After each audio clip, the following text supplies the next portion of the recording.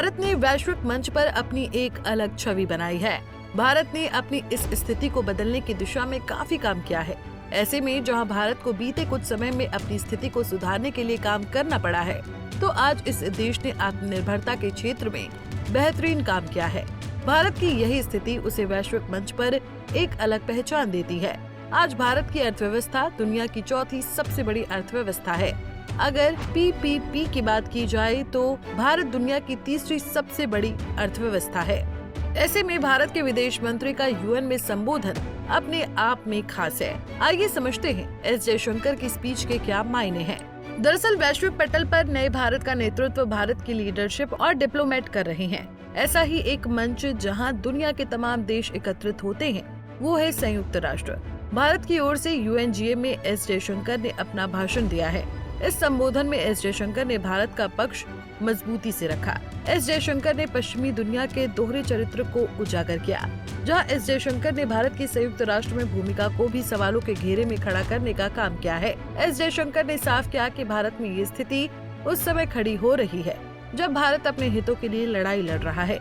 S Jaishankar के agenda में भारत पर लगने वाला टैरिफ भी था। एस जयशंकर ने इस बात पर जोर दिया कि यूएनएससी को अपने अस्थायी और अस्थायी सदस्यों को बढ़ाने की ओर ध्यान देना चाहिए। बता दें कि भारत के विदेश मंत्री की ओर से यूएनजीए में दिए गए बयान के कई मायने हैं। भारत मानता है कि दुनिया की सबसे बड़ी आबादी और सबसे बड़े लोकतंत्र होने के नाते उसे ये सीट मिलनी चाहिए। अगर भारत इस सूची में शामिल नहीं है तो ये दुनिया के लिए हैरानी का विषय है।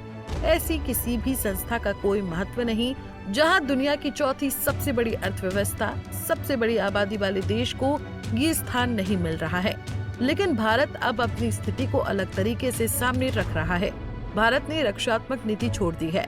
यूएनजीए के 80वें सत्र में विदेश मंत्री एस जयशंकर ने कहा, भारत 3 प्रमुख अवधारणाओं के मार्गदर्शन में समकालीन विश्व से संपर्क करता है। पहला आत्मनिर्भरता, दूसरा आत्मरक्षा या स्वयं को सुरक्षित करना।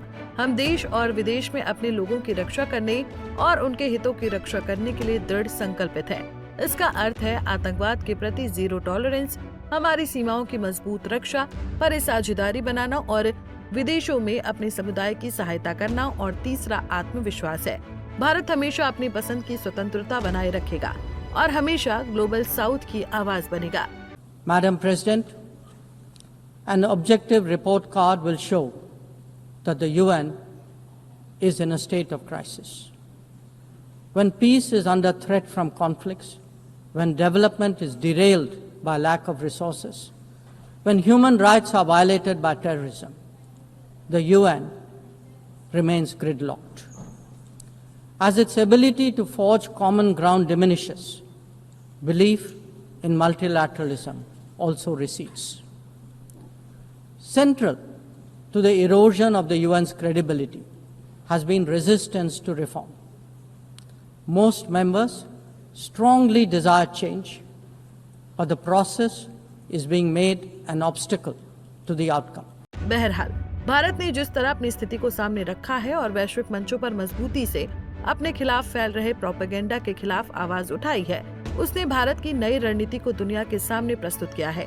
भारत की छवि एक ऐसे देश की बन रही है जो दुनिया में किसी ध्रुव के साथ नहीं है।